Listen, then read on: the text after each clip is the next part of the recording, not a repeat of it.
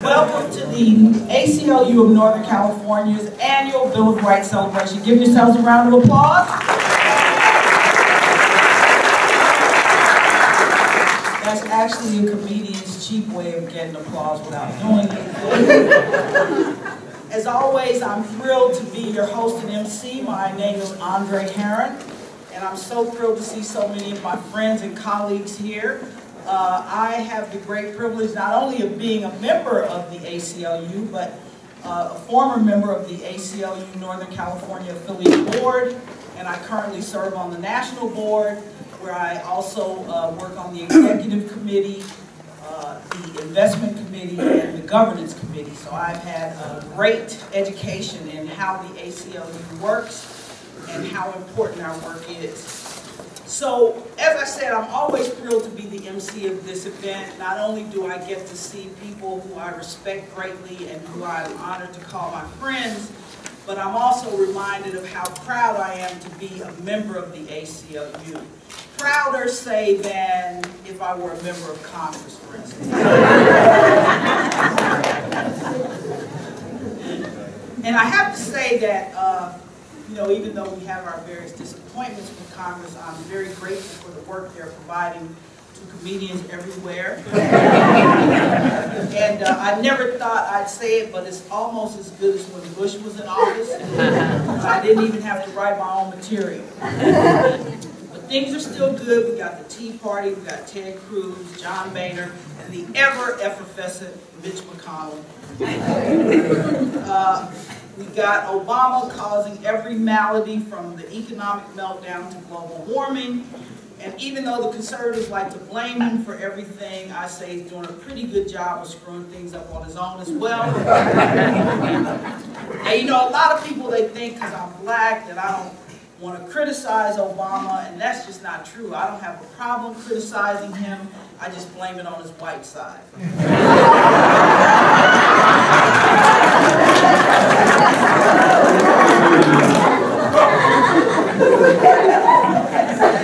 And one thing I have to say, he did really screw up the healthcare.gov thing. I don't know what went wrong there, but I'll tell you what his big mistake was. He should have just had the NSA do it. And then when you go to the website, your stuff is all filled out.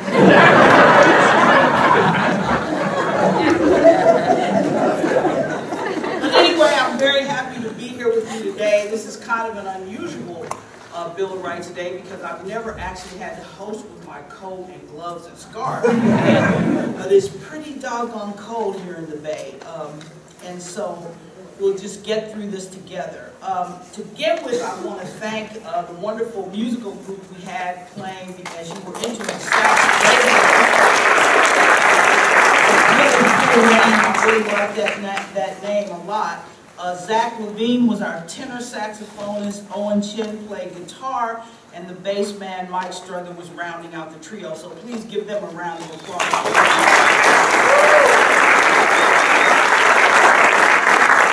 And let's take care of some basic housekeeping matters before we get into the program. First, I'd like to ask everyone on the ACLU of Northern California Board of Directors to please stand or wave your hand and let us know who you are.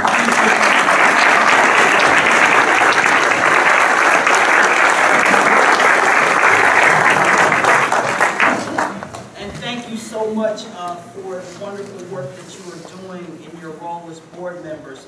I'd also now like to invite the ACLU of Northern California staff members who are here to stand and wave and please wave.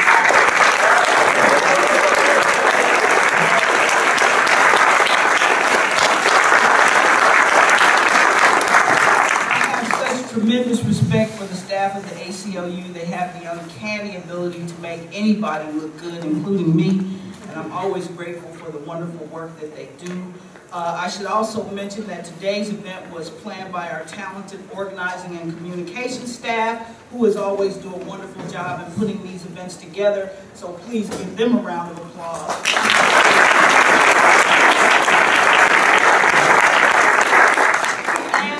Lastly, I'd like to thank the generous sponsor of our art contest, Blick Art Supplies. We appreciate their support a great deal, and we're all very excited about the art contest, so thank you very much for your support. And finally, I'd like to thank Jonathan Gass from Barbara Lee's office, who was also very instrumental in helping us pull this event together. So thank you very much to Jonathan and also to Barbara Lee as well.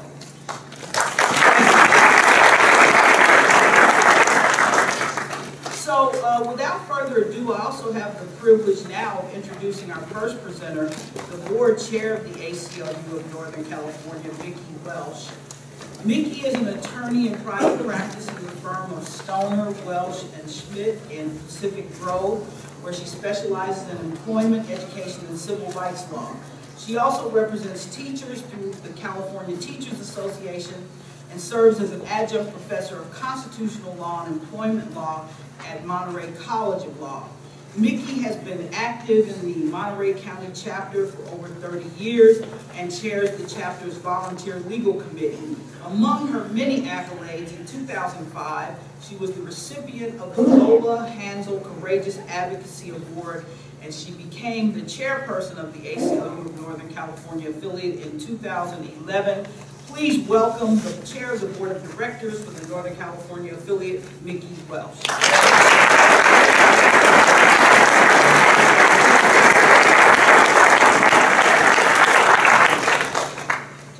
Good afternoon, everyone. I want to thank first Aundre Heron for being our MC. I couldn't do the same without Aundre, and I also want to thank her for warming you up, which also warms up the room. Everybody. Thank you so much, Aundre. It's a real pleasure for me to be awarding the Dick Criley Activism Award this year. I knew Dick Criley. In fact, the reason I'm standing here is thanks to Dick Criley, who was a tremendous activist, board member, and organizer from 20 years ago and up to 50 years ago. This award was initiated after Dick Criley's death in order to honor his lifetime of contributions to civil rights and civil liberties, but also to recognize the chapter or chapters that have carried on that work and who have expanded and progressed in that work. The legacy of the chapters is crucial to the ACLU and our work. Earlier, when the ACLU was first an organization, there was no community organizing. Here in Northern California, in the 50s and 60s, the very first presence of the ACLU in the communities was our chapters. One of my proudest moments here as a chapter volunteer was when a local paper had a question and answer column and somebody wrote in saying, "Who are the ACLU and how do they appear everywhere?" I loved answering that question. Now, we have 15 active chapters in Northern California, but I have to tell you that elsewhere in the country, affiliates have disbanded their chapters. Some of their chapters became dysfunctional, some just became so behind the times that they became irrelevant to the ACLU. Our chapters are not doing that. We are committed to maintaining our chapters and moving forward in an integrated and organized way where the presence of our chapters and of every part of the ACLU's community outreach will expand to every community in Northern California, so that after this time of unifying and moving forward, our organization will further civil liberties and civil rights as never before in our communities, in the state, and also we may be a beacon throughout the nation as to how to do community organizing. We're a beacon already in many other areas. Let's add this to it as well. So, today, it is my honor to be presenting the Dick Criley Activism Award to two of our most active chapters, Santa Cruz and the Berkeley Northeast Bay chapter. Why are there two this year? Well, the reason is that they've both done a tremendous amount of work for civil liberties, and it hasn't been the same. So it was hard to measure apples and oranges. Some of the work has been the same, but how it was carried about, not. But they were seen as doing an equivalent. and tremendous amount of work. Santa Cruz this year celebrated its 50th anniversary. It has worked this past year in the areas of free speech and assembly, especially opposing local ordinances restricting the time and place that people can speak freely in public forums. They've worked on immigration, they've worked on criminal justice, they've worked on the war on drugs, they've worked on the use of drones, they've worked on LGBT issues, participating, as always, in the Santa Cruz Pride Parade, and they've worked on anti-bullying and gender issues as well. In the area of criminal justice, they've worked on their local community corrections partnership, they've worked on immigration issues to try to fully implement the Trust Act, and they've worked on death penalty issues. They also were a presence at the conference and lobby day. Likewise, the Berkeley Northeast Bay chapter has worked on police and criminal justice issues, has instituted new policies regarding surveillance and reporting by police, has worked on racial profiling in law enforcement, has also worked, as most of our chapters have, on first passing the Trust Act, which would limit ICE detainers, that is, immigration detainers by law enforcement in the state, and now works to implement the Trust Act that takes effect January 1. The Berkeley Northeast Bay chapter also worked in high schools and with college students on free speech and graffiti as art. We all know art is protected by the First Amendment, all art. They worked also in the area of drones and also in the area of new technology. And as most chapters, worked on the death penalty and changing that through Proposition 34. So I want to thank the Santa Cruz and Berkeley Northeast Bay chapters for carrying on the legacy of our chapters here in Northern California. And I would like to invite forward the board members from those chapters who are present, and particularly Jacqueline Seydel and Israel Molina from the Santa Cruz chapter, and Jessica Hendricks and Antonio Medrano from the Berkeley Northeast Bay chapter.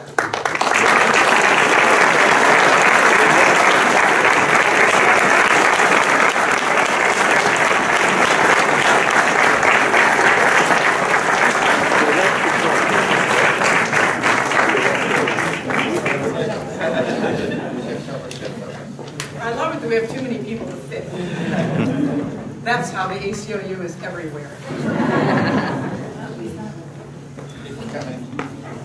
I can stand behind each other. Just a suggestion. One more coming.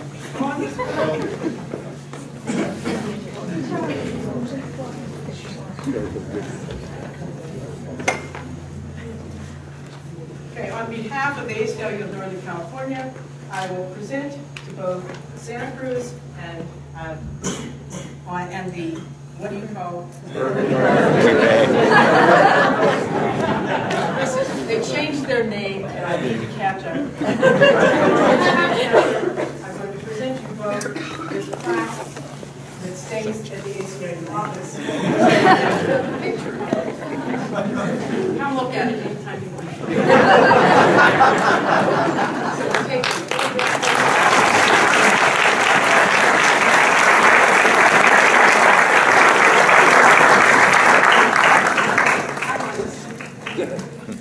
Take another photograph. One more.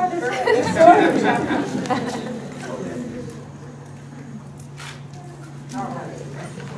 Thank you all.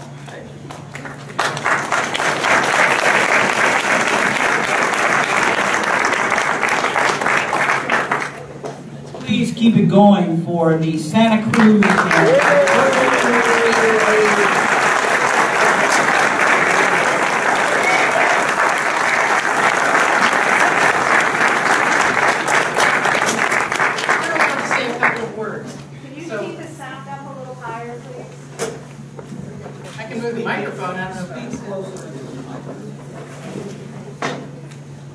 Santa Cruz first. Hello, my name is Jacqueline Seydel, and I'm here from the Santa Cruz chapter. And I'm Israel Molina. I'd like to begin by thanking the ACLU of Northern California for recognizing us. It really is an affirmation of all the hard work that we've been doing, and it reignites our devotion to working on these local issues with all of our heart. And I'd like to say a few things about some of the standards that we were recognized for. And the first is local monitoring and advocacy. We're paying pretty close attention to the relationship between public safety and civil liberties. As you can see throughout the state and the nation, there's several infringements happening, and that have been happening as well, and continue to. Community education and visibility, we're working really hard to include a youth voice and a diverse youth voice. It's really important that as we sit on our boards and as we represent civil liberties, that we're representing for those who cannot have a voice sitting on those boards, who may not have the privilege or the opportunity in various accounts. And the third is state and federal grassroots lobbying and campaigns. And we just wanted to thank Northern California for all the information that they allow us to receive and send out and sort of keep us up to date and answer questions. We really appreciate that. It comes of great use when we're in our grassroots campaigning. Thank you.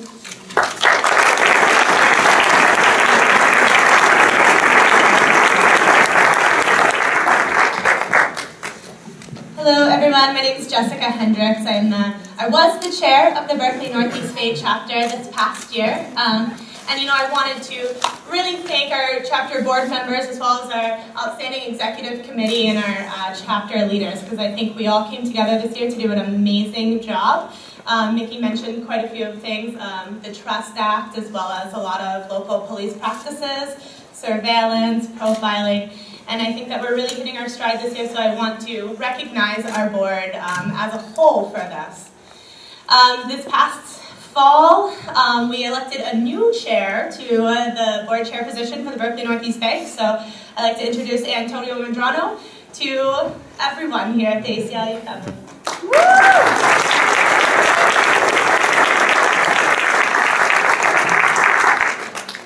Desde los campos de California, las montañas de México, las zonas zapatistas, I come to you and say gracias very, very much. I come to you with 40 years in public education, a grassroots organizer for those 40 years.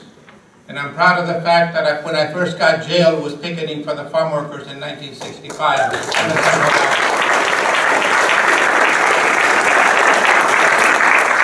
With the permission of Mr.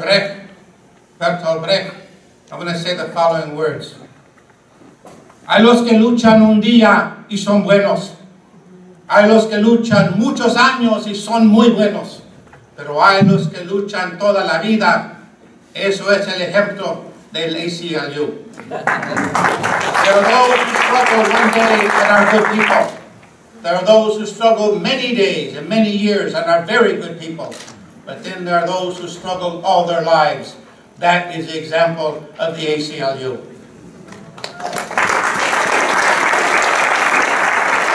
There is a tradition in the Latino community throughout Mexico, Central America, and Latino America that when someone passes away of importance to the community and the world at large, we mention his name and people stand up and simply say, presente, presente. I want to do that with the audience today. I'll mention the man's name, and I'm asking all of you to stand up, raise your hands, and simply say presente. Mandela, presente. Cuando hay la necesidad, cuando nace de la necesidad de decir algo, nadie puede callar a la voz humana. When it is born of a need to speak, no one can silence a human voice. That is our road. Gracias.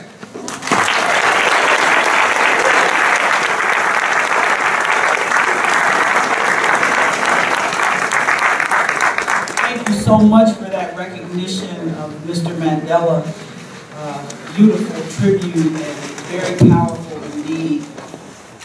And I should also thank, while I'm here, the IWLU for their gracious generosity in allowing us to use this space each year for the Bill of Rights celebration. So please give them a round.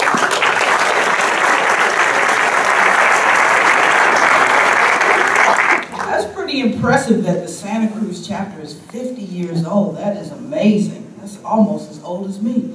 A lot of people that have problems with growing old. I don't know why that is. I think growing old is the goal.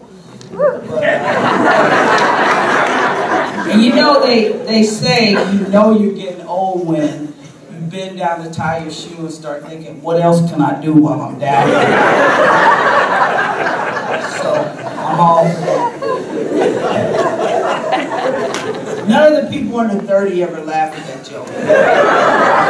In time, you'll appreciate that punchline.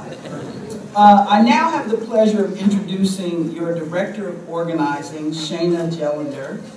But before I do that, I'd like to let you know that today is her birthday. Because I have my intelligence sources too. So I'd like you to join me in wishing her a happy birthday by singing Happy Birthday. So here we go. Happy birthday to you. Happy birthday to you. Happy birthday, dear Shayna. Stand up. Happy birthday to you.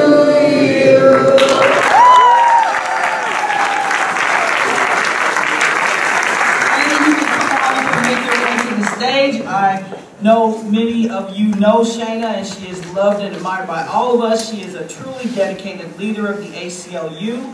She has been part of this organization since high school when she was involved in our youth programs. Now she leads our youth programs. She joined our staff in 2004 and became the organizing director in 2009. Throughout that time, she has worked with our chapter program for going on 10 years. Now that's how you become an expert in something. Please welcome to the stage the boss and the birthday girl, Shayna Gelender.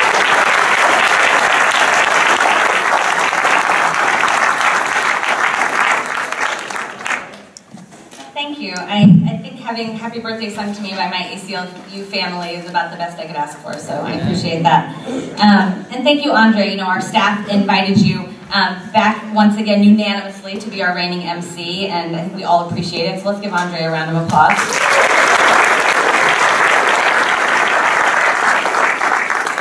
And I'd like to congratulate again the Santa Cruz County chapter and the Berkeley Northeast Bay chapter. The folks that you heard are people I have the opportunity to work with all the time, and it's a real honor, and I really appreciate your work. So as you heard from Mickey and from Antonio and Jessica and Israel and Jacqueline, ACLU is a movement of people. That's what we do. Together, we're the people that win fights for civil liberties and put civil liberties at the forefront of our laws and policies. We strive to make justice, freedom, and equality really a reality for everyone who lives in this country. That is our mission. Without people working hard for civil liberties, the Santa Clara County Board of Supervisors, for example, might not have voted to maintain common sense immigration policies that value family unity and fairness. Without people involved in the political process, we wouldn't have been able to stop the wasteful spending of taxpayer dollars on a jail construction project in San Joaquin County, as another example. And without people involved in the political process, people like Ashton Lee, whose picture we saw in the slideshow, who powerfully told his story of being a transgender student and helped to pass AB 1266. And these are just a handful of the victories that ACLU activists and our allies have made possible this last year. And there are many ways to be involved in the ACLU, and I'm going to mention just 3 of them now. One is our chapters. First and foremost, as you heard, our chapters are an essential way that ACLU supporters organize in their communities for advocacy and outreach. And if you're not active in a chapter right now, I encourage you to check out your local chapter. Another way is our campus network. That's a newer program we have. It's a statewide program for college students and young adult leaders to connect with each other across their campuses and connect with the ACLU for social justice and civil liberties. And another program is our Field Fellowship, which I will speak about in a moment. But first, I'd like to invite Clarissa Laguardia and Luz Gonzalez and Nook to join me on stage.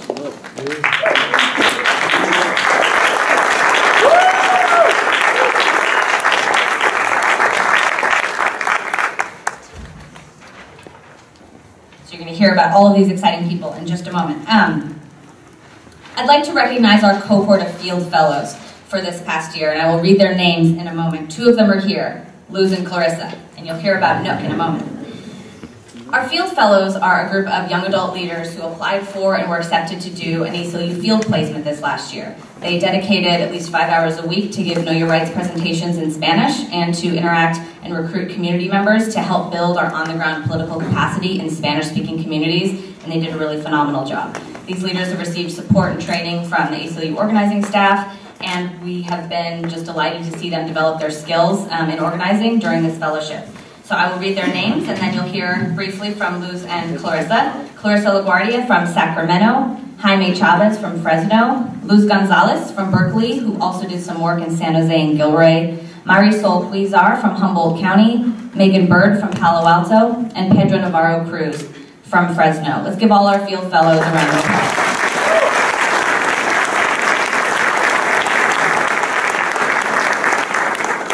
So I'd now like to invite Luz and Clarissa to the microphone to talk with you a bit about their fellowship. I'm not the best speaker, so I'm going to read mine. This fellowship has been an incredible experience. From the moment I learned about the ACLU, I knew I wanted to be involved somehow.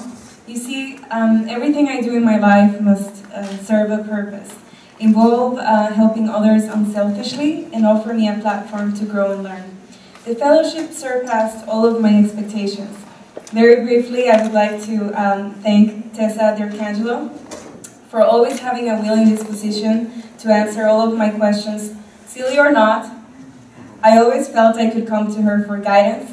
Without exception, she shared her knowledge, as well as supported us efforts at every step of the way. If I told her I have an event tomorrow, she would simply say, whatever you need to make it happen, and she would always be there. And throughout the fellowship, I spoke to a lot of people about the importance of comprehensive immigration reform. I was able to attend different events and connect with Spanish media, the Sheriff's Department, the Mexican Consulate, among others. Prior to the fellowship, I had no experience in doing outreach and networking. It has opened my eyes to a new world. And I know in my heart I have only scratched the surface. There is so much more that needs to be done to advance equality, rights, and liberties for all citizens. And yet, I know that by reaching out to members of my community, bringing awareness to key issues, we will gradually narrow disparities and eliminate the notion of seeing anyone as second-class citizens. Our community needs to be informed. I believe knowledge is power. It's a protection too. If people come together, organize, collaborate peacefully and strategically, the sky is the limit. In a sense, I became a bridge between the community and the ACLU. We need to build trust and unite forces. I believe in the work that all of you do. I admire your dedication, and thank you for this wonderful opportunity. Thank you.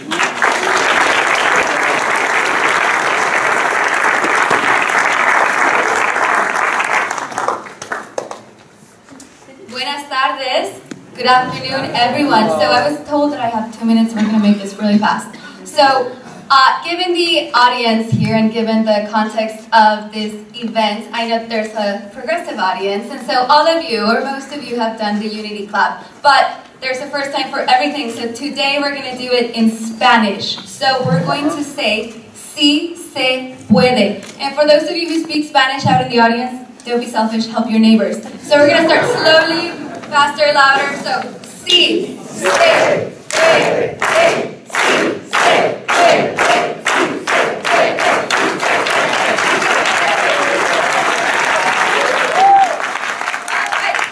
That was awesome. How do you feel? Good. Yeah, so I figured you guys would feel excited.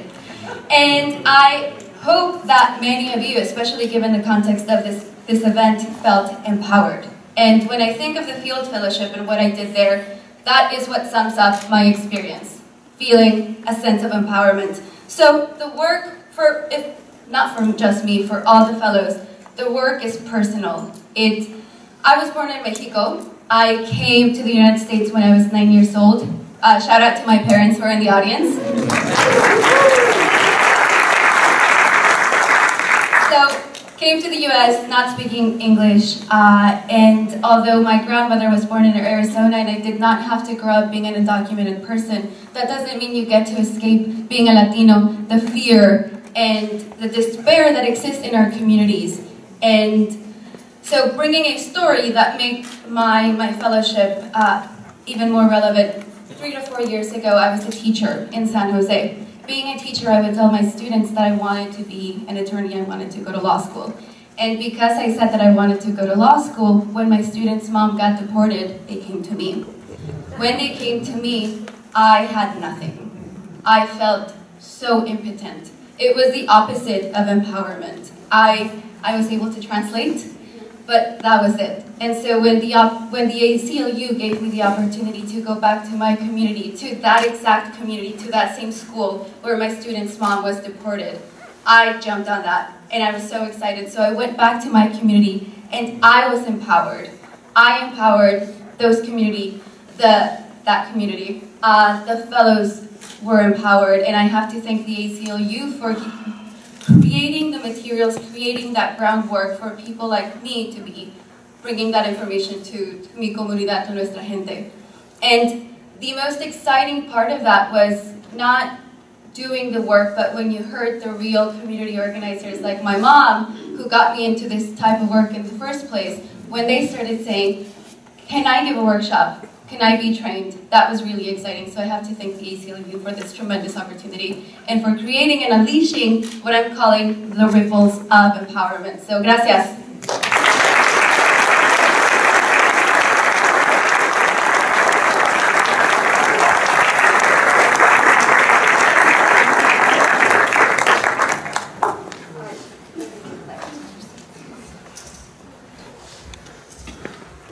Let's give another round of applause for Clarissa and Jacqueline.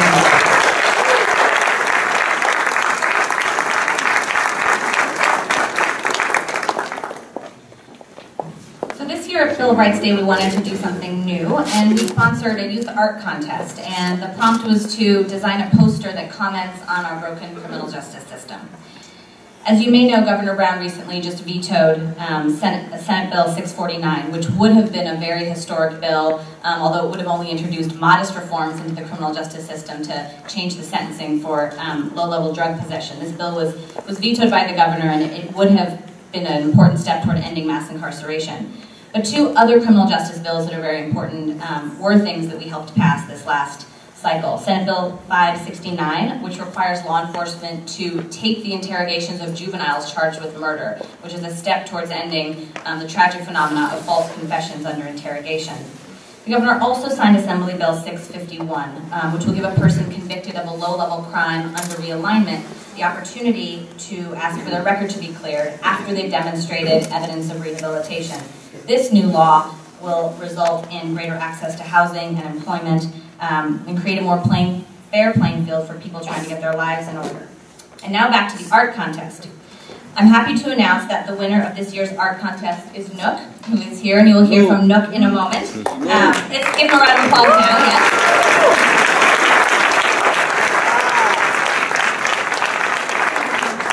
And Nook is one of those people who goes by one name, Nook. Nook. Yes. Great. Thank you for that. So Nook's poster, which is or will be on the screen shortly, and thank you to Stacy, who is womaning the controls over here and doing a great job. Nook's a student at Civic Corps, a nonprofit organization in Oakland that promotes active citizenship and environmental stewardship through community-based learning, the arts, job training, and civic education programs. And we really want to thank Nook for the thoughtfulness and energy that went into creating this very powerful poster. And I understand we have the actual poster here as well that we will display. Is it up there? Okay. So you can all see this really dramatic piece of art. So we'd like to invite Nook to say a few words.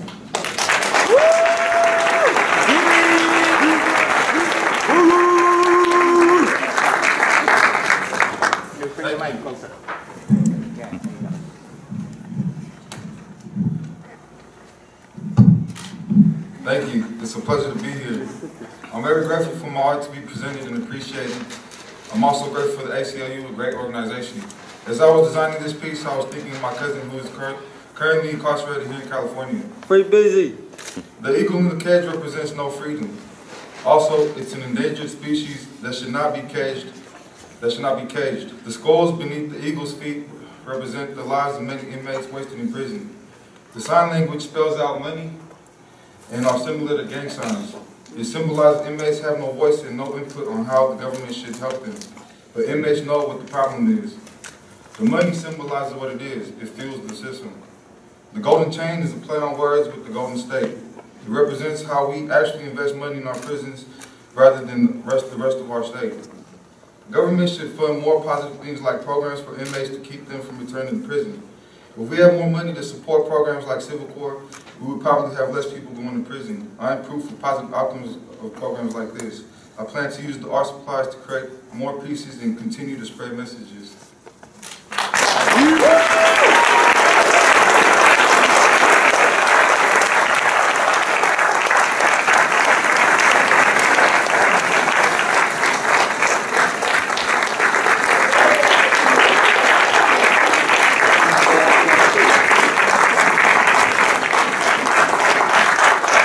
Thank you guys very much. Behold the future of the ACLU.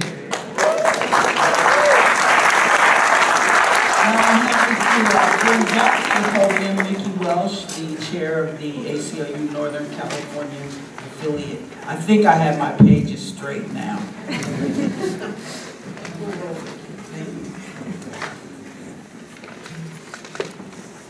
Hello, it is my pleasure to introduce one of our esteemed honorees today, and that is Justice Carlos Moreno. It is fitting that we honor Justice Moreno alongside our field fellows.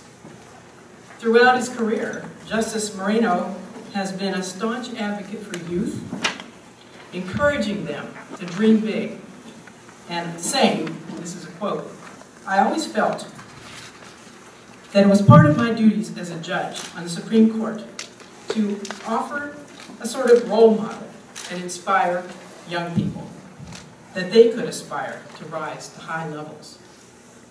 And he did that. Justice Moreno has a distinguished career in California, in the judiciary predominantly, and most recently as an Associate Justice of the California Supreme Court from 2001 to 2011. Justice Moreno was also on President Obama's short list for appointment to the U.S. Supreme Court. That position was ultimately filled by Justice Sotomayor. We could have used them both. Throughout his career, he's ruled on many civil and criminal cases with substantial state and federal constitutional ramifications. He regularly stands at the vanguard of civil liberties. He has always acted with grace and courage, and he is one of my personal heroes, being the sole dissent in the yes, I applaud that. He was the sole dissent in the California Supreme Court's opinion upholding Proposition 8. He disagreed.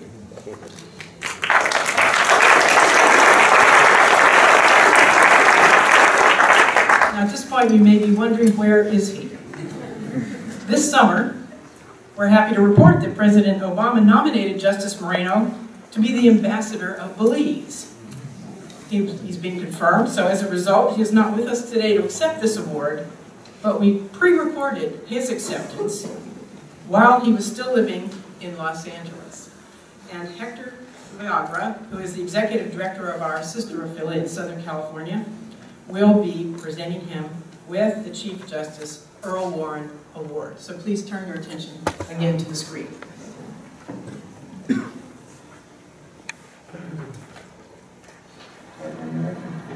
It's my great honor to be here today with Justice Carlos Moreno. As a native Angelino who grew up in downtown LA, and as the son of Mexican immigrant parents, he is particularly dear to us here at the ACLU of Southern California, and to all young Latinos and dreamers. When he was sworn into the California Supreme Court in 2001, he was the first Latino to be appointed to the court in over a decade, and only the third Latino in its 150-year history. and his commitment to equal protection for all Californians is an inspiration to us all. In 2011, he alone stood on the right side of history. He was the lone dissent in California's Supreme Court decision, Strauss versus Horton, which ultimately upheld Proposition 8. In his dissent, Justice Moreno wrote, "Requiring discrimination against a minority group strikes at the core of the promise of equality that underlies our California Constitution."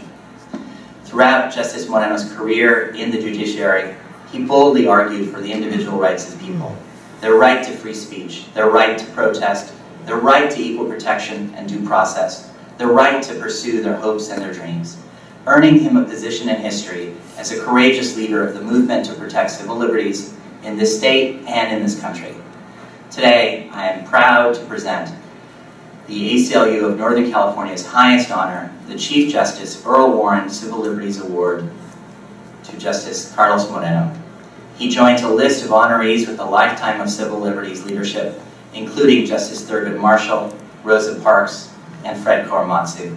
Please join me in thanking Justice Carlos Moreno. Thank you, Hector, for that very generous introduction. I hope I have lived up to the values of the ACLU of Northern California and the many distinguished honorees who have come before me. Chief Justice Earl Warren, a complex man certainly, led the U.S. Supreme Court in so many landmark constitutional cases, both civil and criminal, that it is truly humbling to receive an award in his name. And first, let me say that I regret not being able to be present at the award ceremony this afternoon, but I am certainly with all of you in spirit. You know, my 10-year legacy on the California Supreme Court will probably be best remembered by my dissent in Strauss versus Horton, the Proposition 8 case, which upheld the ban on same-sex marriage. I dissented because anything less than full equality was unacceptable under our state and federal constitutions. Partial equality, in my view, is an oxymoron and has no place in our system of justice. And when it comes to marginalized communities of any type, we must be ever vigilant. It's gratifying to me that 4 years since that decision, we're much closer to marriage equality in this country. And I know that one of the prior recipients of this award was Fred Korematsu, who challenged his forced detention during World War II by the United States government. Justice Jackson, in his dissenting opinion in the Korematsu case, lamented the fact that civil rights, once allowed to erode, fall by the wayside, so that the curfew violation in the Hirabayashi case served as justification for the greater civil rights violation of incarceration in Korematsu. To the same effect is the dramatic play, A Man for All Seasons, about Sir Thomas More, who was urged by his colleagues to cut down certain laws protecting his enemies. But Thomas More responds that if we cut down all the laws, like so many trees, those that protect us, as well as those that protect our enemies, what will protect us from the sweeping gales of wind that will follow, leaving nothing but utter chaos and no protection for anyone in a civilized society?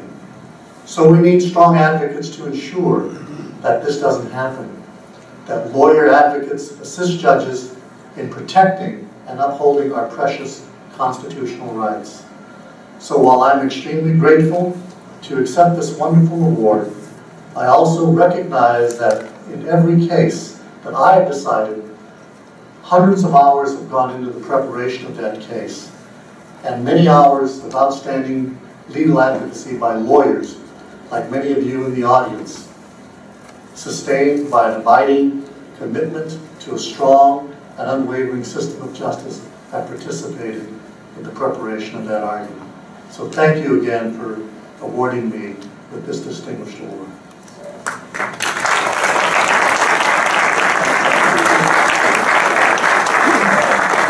And the Honorable Justice Carlos Moreno. I would now like to invite Dick Grosboll to the stage.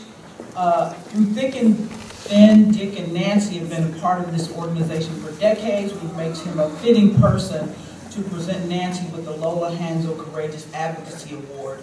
Dick first joined the ACLU in the late 1970s as a legal intern and went on to deeply involve himself in the work of the ACLU. He has served on the board for many years, including 3 years as board chair. He stepped in to serve as interim board chair when one of our chairs unexpectedly resigned. He's been there for many battles at the ballot box and has shown a particular dedication to reproductive justice in California by organizing many political parties to gain supporters for our cause. He's consistently there for us. He's a solid leader in the organization who can always be counted on, not to mention his charming good looks and personality. He is someone I admire greatly. He told me to keep this short, so I'm going to cut it short because he told me that, but there's no equal to Dick Grosboll in this organization, and we are very honored to have him here to present the award to Nancy today.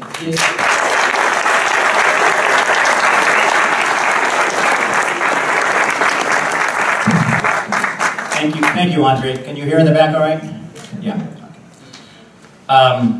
Well, it's a delight to be able to talk about my dear friend Nancy Pemberton.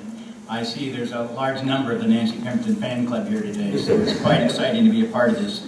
Nancy has been a tremendous ACLU of Northern California advocate and supporter for approximately 35 years. She's an extraordinary civil libertarian and was a wonderful mentor to many of us involved with the ACLU. I should note that Lola Hanzel, whom this award is named after, was staffing the complaint desk at the ACLU back in the late 1970s. That was a new concept at the time, and and Nancy knew her, and Nancy was on the board of the ACLU when this award was named in Lola Hanzel's honor. So it's quite appropriate. And I see many former awardees of this out here. There are too many to name, but again, it's great that Nancy's been becoming a part of this. For those of you who've had a chance to read the write-up, inconceivably, Nancy joined the ACLU board when she was in college. 1979, one of the youngest ACLU board members, certainly in Northern California, if not the country. And in the ACLU of Northern California's almost 80-year history, we started in 1934, our 80th anniversary is next year, we've never had any board chair be nominated to two different terms as chair of the board. And Nancy's the only one who's done that. She served on the board from 1985 to 1988 for 4 years, and then again in 2009 to 2011. I should note, and I think Nancy would want me to say this, one of Nancy's great qualities as a chair was that she ran a great meeting, and she was proud of the fact that those meetings did not drag on, and she did not permit board members, such as a few in this audience and me, to run on. So she was very proud of that fact, and I think most of us were happy that she did get those meetings out early. And I should also say that in our 80-year history, almost 80-year history, we've never had anybody who served as treasurer as long as Nancy. Nancy, we think, has served as treasurer 3 times and has served 10 to 15 years as treasurer of the organization. And I think for those of you who have been involved in nonprofits, most of you would probably acknowledge that being the treasurer of an organization and heading the finance committee is not the most desired role for many board members. That's not why many people get on the ACLU board, let's face it. But Nancy has been a tremendous chair of the finance committee in her role as treasurer, and it continues to serve on the committee now for probably 25 to 30 years on that committee. And as part of that finance committee, it's important to recognize that there had to be a tremendous number of difficult decisions that had to be made. With fundraising challenges over the years, up and down, and with budget problems and so forth at times, there had to be a lot of tough decisions, and it was often Nancy going to the executive director and suggesting that there had to be reductions in this area or not. And that's not an easy thing to do, and nobody did it better than Nancy. She was tremendous in that effort. And as Dorothy Ehrlich, our former executive director, who's here in the audience, stated, Nancy provided leadership both as a model affiliate chairperson who had exemplary government skills and as an extraordinary civil libertarian with remarkable dedication and deep understanding of the ACLU's mission. And then Dorothy said it well. I could stop right there, but I want to go on and just discuss a few things because it's important for you to recognize that Nancy also has worked tremendously in the substantive issues of the ACLU, not just all this governance stuff. Many of you know that Nancy is a leader in the anti-death penalty movement in California as well as the country. She's been a board member of California's death penalty focus and active in the California Attorneys for Criminal Justice. She's a respected attorney and private investigator on criminal and capital defense cases. So She has been just tremendous in that area. And in 1992, many of you may remember, when the Robert Harris execution, the first execution that was going on, when there had been a hiatus for 20 years, Nancy helped coordinate and met with the Marin County Sheriff's Department as part of a coalition to coordinate the protest guidelines over there. So she's been involved in that issue for almost seems like forever. And in the 80s, Nancy was involved in the pro-choice task force. Back then, the leadership of both the country and in California were anti-choice folks, and at the time the ACLU had a very active pro-choice coalition, and Nancy was a part of that group and very much a leader on it, having annual lobby days in Sacramento, which I know many in this audience participated in, as well as many rallies and demonstrations that Nancy was always a part of. Also, over the years, Nancy has spoken out at many community events. She used to speak at the, for a period of time, the ACLU was actively going out to high schools. I think they still do, but there was a period in the 80s and 90s when Nancy was going out and speaking at high schools on civil liberties and civil rights issues. So those are just a few of the substantive issues I wanted to talk about. And finally, just to go into some other organizational areas, not only was Nancy involved in finance, she was involved in fundraising. Another very exciting part of being on a board. Nancy was part of the National ACLU's fundraising faculty. She was that good. She not only did great fundraising here in Northern California, but for a period of time there were a group of volunteer fundraising trainers. I see Milton Esses in the crowd. Milton was part of that group. Nancy was part of that group and traveled throughout the country volunteering her time, speaking to boards and other affiliates throughout the country who didn't have the experience in fundraising as Nancy, and she did that training. Nancy, I could stop there, but I should also mention Nancy also served on 2 executive director search committees. Now, I know if any of you have served on those, that is really not a high priority. Nancy did that, and she was on the committee that made the recommendation to hire our current executive director, Abdi Soltani, which we're very excited about and thankful for. So, on that, and whatever it was, whether it's in board meetings, committee meetings, ad hoc issue committees at the ACLU, which there have been many, Nancy has been a great advocate for civil liberties and civil rights.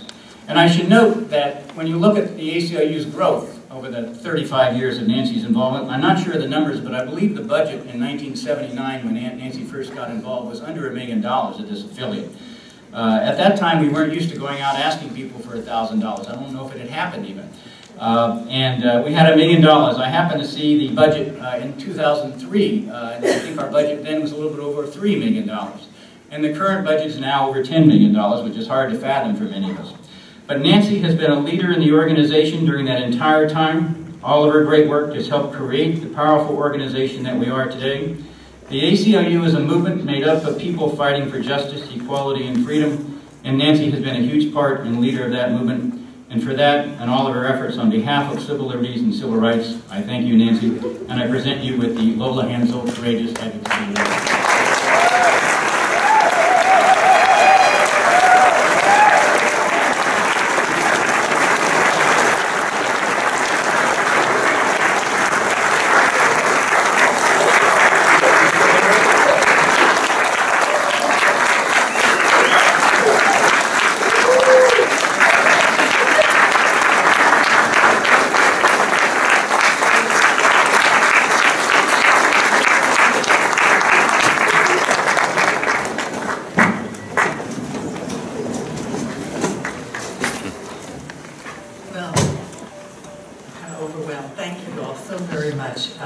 And thank you, Dick, for your really kind words and even more importantly for your enduring friendship over the last more than 30 years.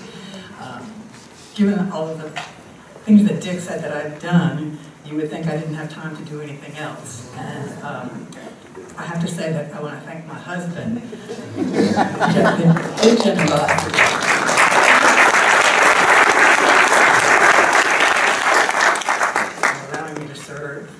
this organization for all these years. Receiving this award is really the highlight of my career at the ACLU. I'm overwhelmed by the warmth of your welcome, and I'm honored to be a part of the esteemed group of people who have received the Lola Hanzel Courageous Advocacy Award, beginning with Lola Hanzel, and including the many distinguished volunteers who received this award, including a number of you sitting in this audience. And frankly, it is I who should be honoring all of you, because you have given me so much. Excuse me. Being an ACLU volunteer has been an incredible, incredible experience for me. I think that we join an organization because we believe in the cause. But truly, we stay with an organization because of the people. And for me, the cause of civil liberties was instilled at an early age when our father picked our large family up and moved us from Minnesota to New York to become the ACLU's National Executive Director. And it was a heady time for civil liberties then. The country was moving from the crushing fear of the McCarthy era to the burgeoning freedom of the Warren Court, the civil liberties movement, and the women's movement. And it was during those years that my passion for civil liberties began. And then as a young adult, it was my great fortune to be hired by a man sitting in this audience, Tom Layton, at the Grosboll Foundation when I was, before I went to college. And it was Tom who offered my name up to fill an interim vacancy on the ACLU board in 1979. And that was where the tale of my career with the ACLU began. And at that time, I was so excited to be a part of the cause, and I was so grateful to Tom for giving me the opportunity to do so. But as I say, we stay with an organization because we believe in the people. And in that regard, the ACLU is peerless. From Dorothy Ehrlich, who is without a doubt the most persuasive executive director I have ever met.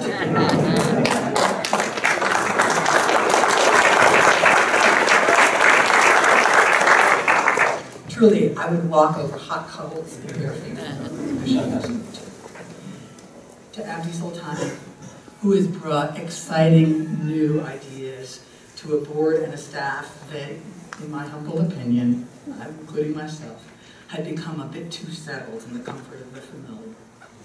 And all the staff that has worked over the years for the ACLU, I thank you. And I am so grateful to have been a part of that organization. And further to the many, many board members, so many of you here that I've worked with and that I've come to know and love over these years. I thank you. For fear of missing some, and more importantly, for fear of boring all of you, I'm going to name just two, Fran Strauss and Barbara Brenner. Fran, for those of you, I know a lot of you know her, and she was my mentor. She took me under her wing when I first joined the board, and she taught me what it meant to be a good board member. She taught me that a good board member is someone who does what needs to be done, not simply what one wants to do. She taught me to work as a team member and to not need to be the star of the show. And Barbara, through her own activism, both within the ACLU and with Breast Cancer Action, taught me how to use anger constructively. With her brilliant mind and her sharp wit, Barbara truly gave life to the expression, speaking truth to power. And there were many, many, many more. Some of you sitting in this room who also gave me great sustenance. From all of you, I have learned to keep fighting the fight with humor, with dignity, and I hope with courage. So I thank you for enriching my life in so many ways.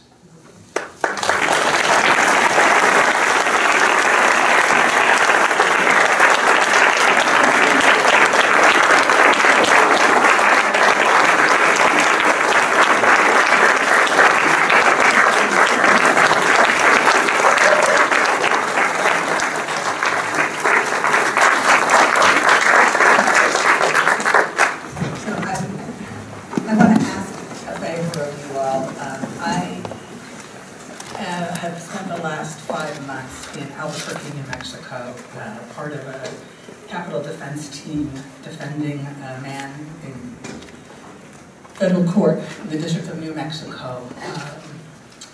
And our jury is out. The jury is being asked to decide whether our client lives or dies. And so what I ask from you, because they're going to be returning to deliberate tomorrow, is to please send your most merciful and your most courageous thoughts to each and every one of those jury members in hopes that one of them will hear you and will vote for life. Thank you.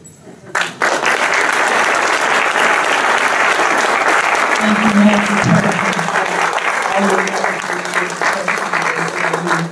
It's now my pleasure to welcome to the stage our Executive Director, Abdi Soltani. If you don't yet know Abdi, today is your lucky day. Abdi is wise, humble, and a true man of integrity. He also loves In-N-Out Burger, I'm told. He once said that the one unifying factor throughout the state is that from San Francisco to anywhere in the state, there's an In-N-Out Burger where you can stop for a chocolate shake and a cheeseburger. He knows that because at heart, Abdi is a community organizer, which means a lot of time on the road, traveling all over Northern and Central California to hear from the people. And man, does Abdi really love people. He enjoys hearing from people with all different kinds of opinions. He truly values the spirit of a democracy where everyone's voice is heard. He is tolerant, he is patient, he is open to new ideas, and you certainly need all those things when you're dealing with civil libertarians. That's the kind of freedom, fairness, equality that the ACLU stands for. He's bold, he's quietly powerful, he's your executive director. Please welcome Abdi Soltani.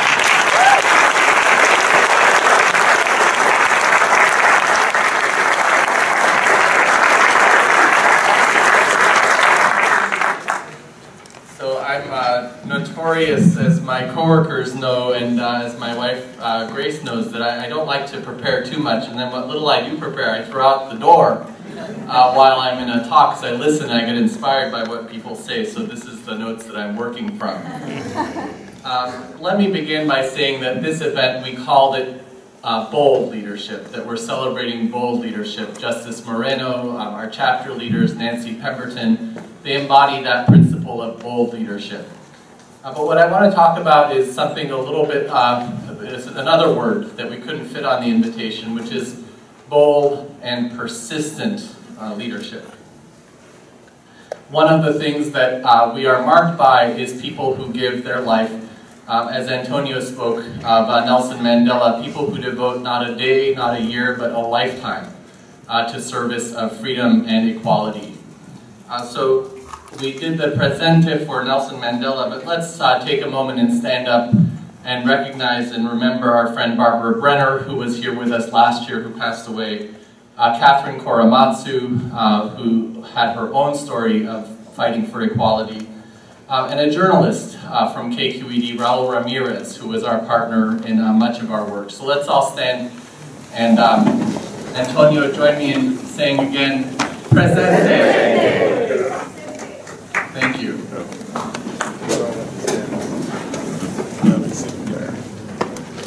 Nancy Pemberton sets, the model of board leadership, and I'm just so grateful to having had the pleasure of working with Nancy as the board chair when I was hired, and then with Mickey Welsh, who is the current board chair, and both are just such exemplary leaders.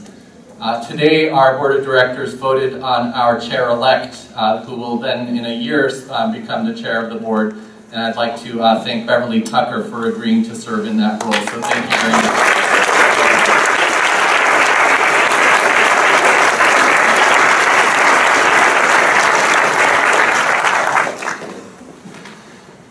One of the things that I hope that I've contributed in my time at the ACLU is to really think about the state of California as a whole. We benefit from having the strength of the ACLU of Northern California, the power of the ACLU of Southern California, and the energy of the ACLU of San Diego and Imperial counties.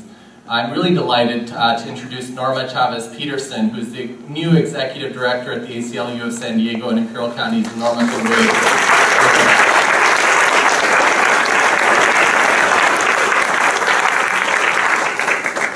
We we are currently, and have been the last few years, working in an unprecedented collaboration that we call the ACLU of California. Everything we do in one of our 3 affiliates, we do together with the goal of maximizing our impact for civil rights and civil liberties. A couple of years ago, the San Diego ACLU was encountering the problem of limited access to voter registration in San Diego County. They launched a new project to expand access to voting rights, and that project now is a statewide project led by the ACLU of San Diego with the collaboration of the whole ACLU statewide. For those of you who served previously on the board and you may not be familiar with that development, it's one of the most significant changes in the way we do our work is for every action to think about how can we have the greatest impact by working together across the state of California. So I thank Norma for her partnership and Hector for presenting the award to Justice Moreno. As we think about California, and in the last several Bill of Rights days, you've heard me talk about the Central Valley. We now have, in the last few years, a tremendous office in Fresno, and we work with our leaders in our chapters in San Joaquin County, in Fresno, in Sacramento Valley, up through Chico, up to Humboldt. We really try to do our best to cover our entire region. But the Central Valley, as you all know, is especially important to me because it is the place where we encounter the deepest poverty and the fewest resources to combat for civil rights. And the work there is so important. So if you're from the Central Valley, I'd ask you to please stand so we can thank you for making the work of the ACLU possible.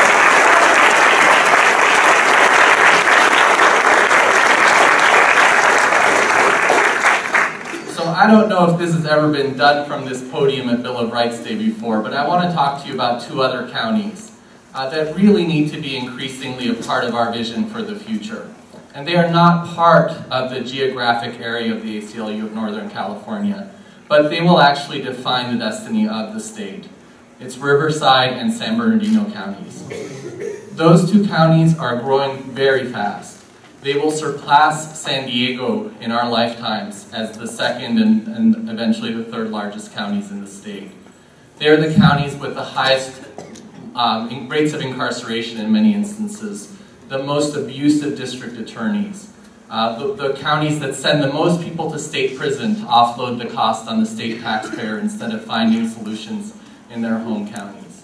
So as we envision the future of California, we have to think about our role in our impact for the state as a whole.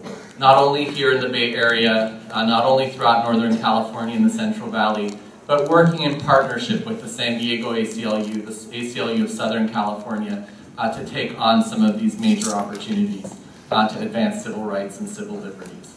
So we'll be talking more about those in subsequent Bill of Rights days, but I want to just kind of make that a milestone for us to think that expansively about the state as a whole. The other major thing that I love about the ACLU is that it's a national organization, but I don't have to get on an airplane except maybe twice a year. I can't stand flying in an airplane. I love driving across an in-and-out stop, but flying in an airplane is a different matter. Now, if they can put in-and-out on an airplane, that's a different story. But, you know, Dorothy Ehrlich is here today. Where is Dorothy sitting? Dorothy, stand up for a second. I just want to thank Dorothy.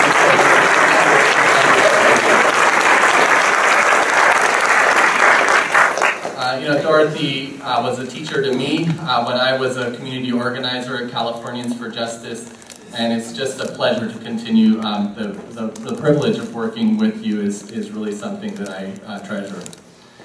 Dorothy and the National ACLU have taken on some pretty big battles. They're not battles that are different than ours, but we have in California the opportunity for significant positive change, while the picture nationally is not quite as optimistic because we are facing a different set of challenges nationally. So let me touch on a few of the big issues that we work on both here in California and nationally. Let me begin with the right to abortion. This is an attack that is happening right now throughout the country to take away the right of a woman to freely choose the destiny of her family, her life, and her future. And it's something that affects us all, men and women. The state of Texas has passed a horrible law. We thought we had a good decision from the court that was taken away from us.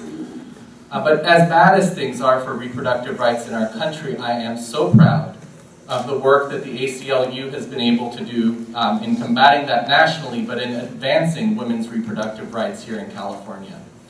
We were able to work literally over a decade with the UC San Francisco and others to develop a model through which nurse practitioners and others could provide safe, early access to abortion for women, which is especially important in rural communities. And this year, we were able to pass and have the governor sign into law a bill that will ensure that women throughout our state will have access to safe abortion by expanding who can provide that medical care. So I want to really mark that victory as a major accomplishment of the past year. Thank you all for that.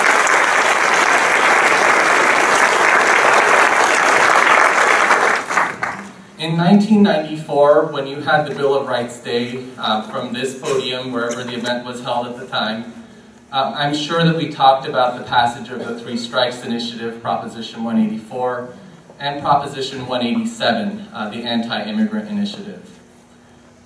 We have worked very hard at the ACLU in every state, whether Arizona or Alabama, and in Congress and with the administration, to change our nation's immigration policy to be founded on the ideas of fairness and equality and opportunity that have made this country what it is today. But unfortunately, Congress has not acted on immigration reform. And meanwhile, the Obama administration and the Department of Homeland Security continue to deport people in numbers that are unprecedented, numbers that George Bush or any previous president, I don't think, could have envisioned as being possible. And yet, California, that passed what was then and probably still is the worst and most abusive of anti-immigrant laws in 1994, a law that the ACLU challenged and stopped in court, California is setting a new course for the nation. And I'm very proud of all of you in this room for the work that we've done together to pass the Trust Act and also an additional law that provides driver's license for immigrants in our state.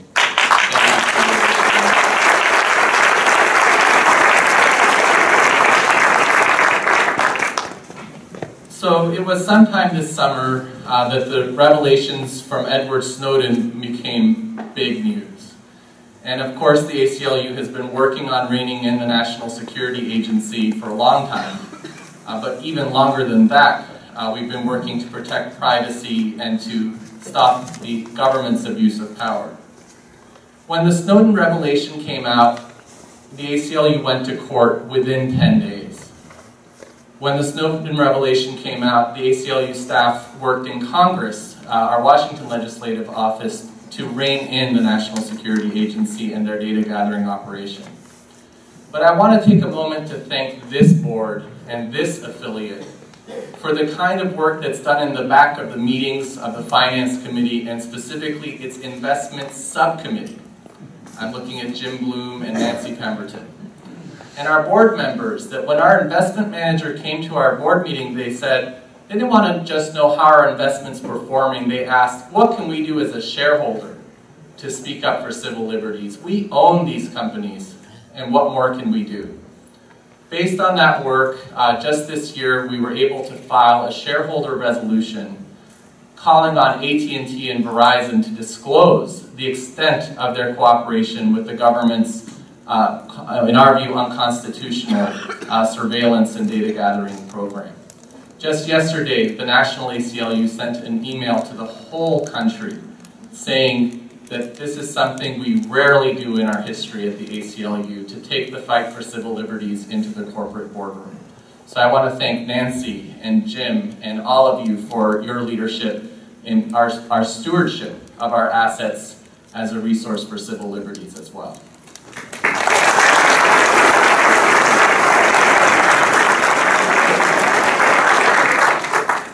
So now to talk about boldness and persistence, I want to close by talking about the work of the ACLU for marriage equality. Nelson Mandela spent 27 years incarcerated in Robben Island, and that was just one phase of his work in his lifetime for equality. It took us 30 years to go from the very first proposals for domestic partnership that were proposed anywhere in America in the city of Berkeley, California, by activists that included Leland Tremaine, who is a member of our Paul Robeson chapter of the ACLU in Oakland. A policy that was written by a man named Matt Coles, who at the time was one of the attorneys working on lesbian and gay rights, who then became the first attorney of the ACLU of Northern California working on lesbian and gay, bisexual, and transgender rights, and then directed that program of the National ACLU. How bold was it to propose domestic partnerships for lesbian and gay loving couples to have access to health care so that people could simply live? And how persistent were they to fight for that for 30 years? Until a woman named Edie Windsor would step forward, and when her partner had died and our government taxed her to live in the home that was her own, for Edie Windsor to step forward and take her case up the steps of the United States Supreme Court. Boldness and persistence. Those are the qualities of every person in this room, and it's the qualities that make the ACLU a bold and persistent organization, aren't they? That is what we are. That is what we do. I am so delighted to be here to celebrate the Constitution and the Bill of Rights with each and every one of you. It is our annual touchstone to come together and measure ourselves against those values of freedom of expression, of due process, equality under the law. It is truly our moment to celebrate. So I want to have you turn to a neighbor and just say thank you to them for their good work throughout the year that makes these victories possible. Thank you.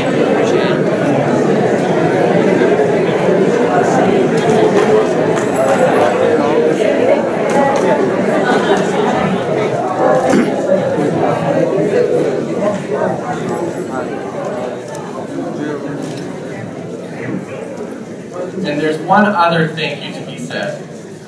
Aundre Heron, she is a serious powerhouse of the National ACLU on the National Board, the National Executive Committee, and we have a gift for Aundre as well. Because we hope to ask Aundre to do this more and more often.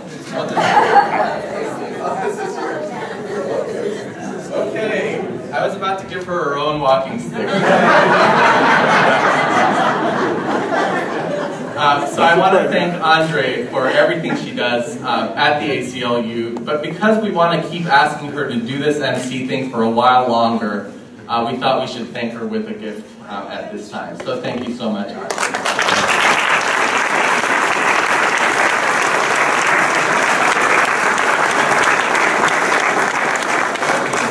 Thank you for those very inspiring remarks, for this wonderful gift which I can make good use of at the National Board meeting. I love this. This is really great.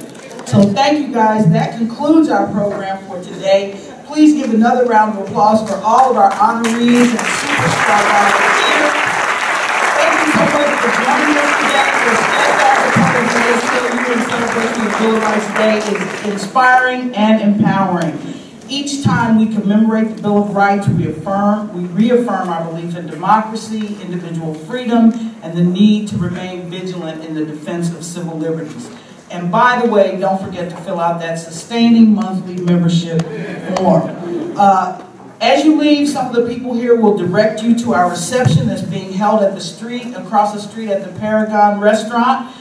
We hope you'll join us there for the reception. They have really good food and really great drinks, and you'll be able to continue your conversations with your colleagues. So thank you again for being here. Happy holidays, and we'll see you at the Paragon.